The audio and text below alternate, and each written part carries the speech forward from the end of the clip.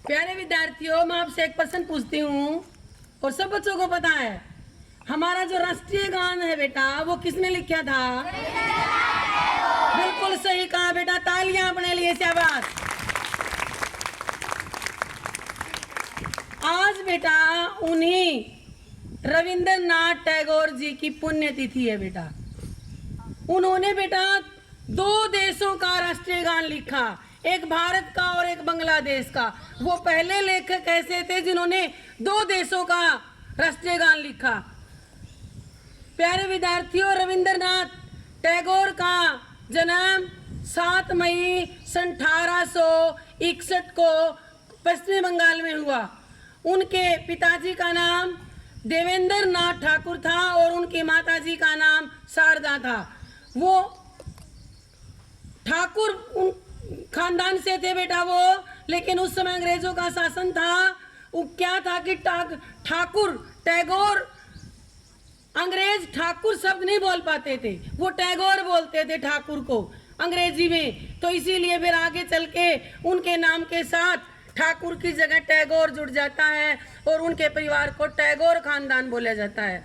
उनके पिताजी द्वारिकानाथ बड़े एक बिजनेसमैन थे और अंग्रेज भी उनके आगे नतमस्तक थे, इतने बड़े बिजनेसमैन थे वो।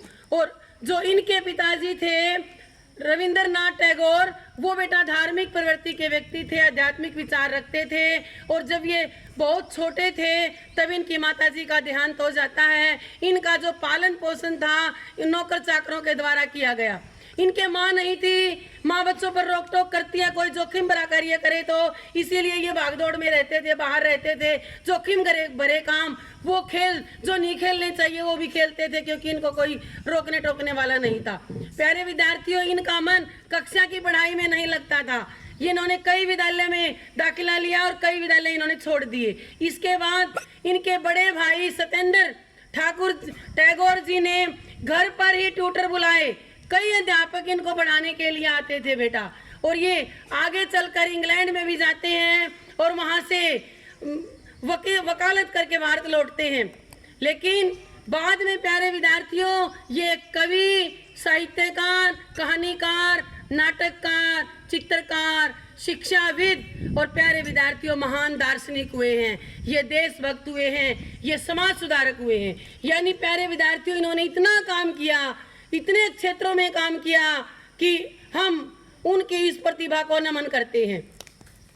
प्यारे विद्यार्थियों, इन्होंने जब ये छोटे थे, बचपन में इनकी शादी मृणालिनी नाम की कन्या से हो जाती है। इनकी भी 5 संतान हुई।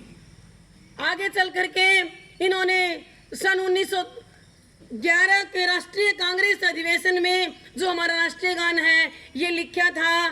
गीतांजलि पुस्तक इन्होंने बेटा जो साहित्य लिखा, कम से कम इन्होंने 2500 तक की पुस्तकें लिखी बेटा, और कम से कम नाटक लिखे तो भी इतने ही लिखे। चित्रकला कृतियां लिखी जो कि पूरे विश्व प्रसिद्ध थी, वो भी कम से कम 2200 के लगभग इन्होंने लिखी, जो विश्व प्रसिद्ध थी, विदेशों में जिसका बोलबाला था। तो प्यारे विद्यार्थियों, ये बहुमुखी प्रतिभा के धनी थे।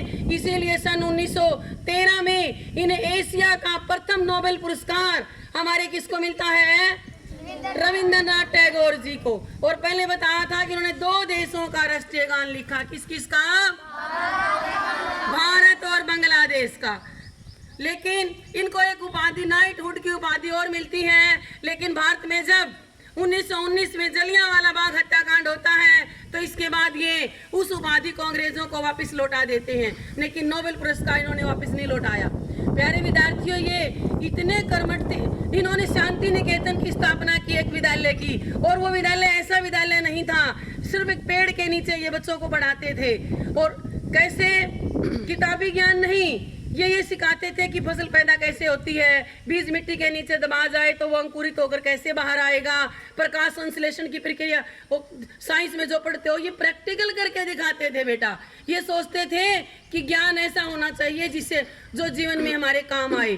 तो प्यारे विद्यार्थियों, जब ये बड़े हो जाते, शांति निकेतन की स्थापना की बाद में वो यूनिवर्सिटी के रूप में उभर कर आती है विश्व भारती, जिसका नाम था इंदिरा गांधी, हमारी देश की जो प्रधानमंत्री थी। वो भी उस शांति निकेतन में पढ़ी हैं। और जब ये बड़े हो जाते हैं, बूढ़े हो गए बेटा, ये कार्य करते हुए 35 देशों की तो बेटा इन्होंने यात्राएं की थी उस समय। आज तो ये कोई बड़ी बात नहीं है, लेकिन उस समय बहुत बड़ी बात थी बेटा। ये क्या करते, 70 के दशक में थे, तब बेटा ये जंगल में कुटिया बनाकर रहते हैं। खुद घास फूस की झोपड़ी इन्होंने खुद बनाई मिट्टी से, जो भी सामान उस समय उसका लगता था, खुद अपनी कुटिया बनाई, वहां पर ये रहते हैं। महात्मा गांधी ने इन्होंने गुरुदेव नाम दिया, और इन्होंने महात्मा गांधी को महात्मा नाम इन्होंने दिया। महात्मा गांधी बोलते हैं ना, महात्मा शब्द यानी महात्मा गांधी की उपाधि, महात्मा की उपाधि रविंद्रनाथ टैगोर ने महात्मा गांधी जी को दी। और गुरुदेव महात्मा गांधी ने इनको क्या नाम दिया, क्या उपाधि दी, गुरुदेव की। ये दोनों, इनके विचार अलग अलग भी, विरोधी भी थे, लेकिन बेटा ये अच्छे दोस्त भी थे। क्या था, महात्मा गांधी ये सोचते थे कि स्वदेशी का प्रयोग हो, हर व्यक्ति चरखा चलाए। इन्होंने रविंद्रनाथ टैगोर को भी कहा कि तुम विदेशी कपड़ों का प्रचलन क्यों करते हो, क्यों ये पहनते हो। उन्होंने कहा कि अगर सारा देश चरखा चलाएगा, अपने कपड़े बनाएगा, तो वैज्ञानिक कैसे बनेंगे, डॉक्टर कैसे बनेंगे, इंजीनियर कैसे बनेंगे, शिक्षक कैसे बनेंगे, जब सारा देश कपड़े ही बुनने में रहेगा। तो इसीलिए जो चीजें हमें मिली हैं उनका उपभोग करो, और अपने देश का नहीं बल्कि मानवता की भलाई के लिए सोचो कि पूरी मानवता की भलाई किसमें है। और एक और रोचक घटना है, ये बीमार थे और इनके शिष्य इनसे मिलने के लिए आते हैं बेटा। उसमें महात्मा गांधी भी इनके पास थे, तो इन्होंने कहा कि उनको अभी अंदर मत आने देना, और ये अपनी सांस सज्जा में लग जाते हैं। वैसे तो बीमार थे, लेकिन उठे, उन्होंने अच्छा सा कोट पहना, अच्छे से जूते पहने, अपने दाढ़ी के बाल ठीक किए, अपने सिर के बाल ठीक किए, यानी अपनी सांस सज्जा में लग जाते हैं। महात्मा गांधी यह देखकर बड़े ही हैरान हुए। उन्होंने कहा, आप तपस्वी हैं, ये एशिया का नोबेल पुरस्कार आपने हासिल कर लिया, इतने बड़े साहित्यकार हैं आप, इतने मनस्वी हैं, फिर भी साज सज्जा यहाँ आपका ध्यान है, ये तो मुझे उचित नहीं लगा, इसकी क्या जरूरत थी।